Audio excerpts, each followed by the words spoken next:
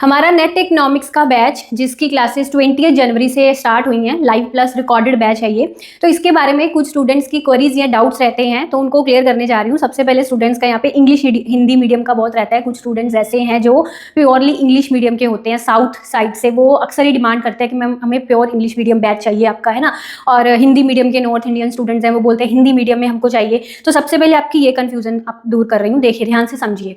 जो हमारा ये बैच है अभी जून 2026 के लिए स्टार्ट हुआ है, ठीक है। अब इसमें क्या रहता है, हमारे बैच से हर बार इंग्लिश मीडियम का स्टूडेंट है, चाहे वो प्योरली इंग्लिश समझ पा रहा है, और दूसरा हिंदी मीडियम का स्टूडेंट है।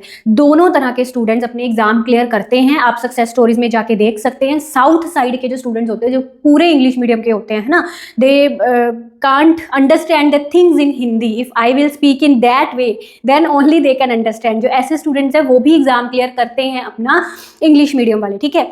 और ऐसे स्टूडेंट्स जो इकोनॉमिक टर्म्स को भी इंग्लिश में नहीं समझ पाते, यानी कि जो डिमांड को मांग बोलते हैं, इलास्टिसिटी को लोच बोलते हैं, ऐसे स्टूडेंट्स भी हमारे बैच से अपना एग्जाम क्लियर करते हैं।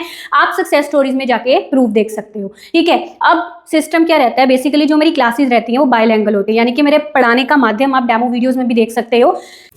बोलने का मीडियम मेरा हिंदी है, पर इकोनॉमिक टर्म्स को मैं हमेशा इंग्लिश में ही बोलती हूँ, ठीक है जी। जो आपको क्लास नोट्स मिलते हैं वो इंग्लिश में भी मिलते हैं, हिंदी में भी मिलते हैं। तो अब जो स्टूडेंट साउथ साइड का है, वो जो आपको क्लास नोट्स मिलते हैं उससे और क्लासेस देखकर, क्योंकि इकोनॉमिक टर्म्स इंग्लिश में है तो वो मैनेज कर लेता है, क्लास नोट सामने रखकर वो चीज़ मैनेज कर लेता है, बिकॉज क्लास नोट्स पूरे इंग्लिश में है, ठीक है।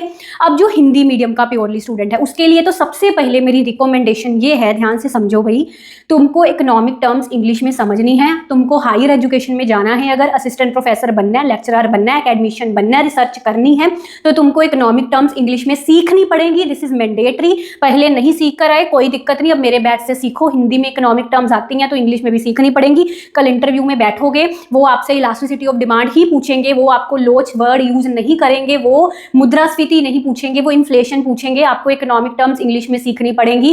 रिसर्च करोगे आप, इंटरनेशनल जर्नल्स पढ़ने हैं, इंटरनेशनल जर्नल्स में पेपर पब्लिश करवाने हैं।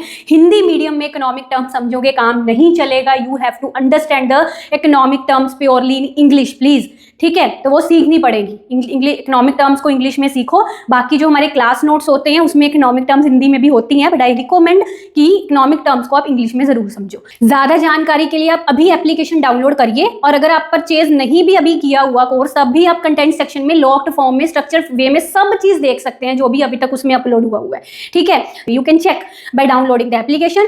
ज्यादा जानकारी के लिए चैनल को सब्सक्राइब कर लीजिए। Best of luck.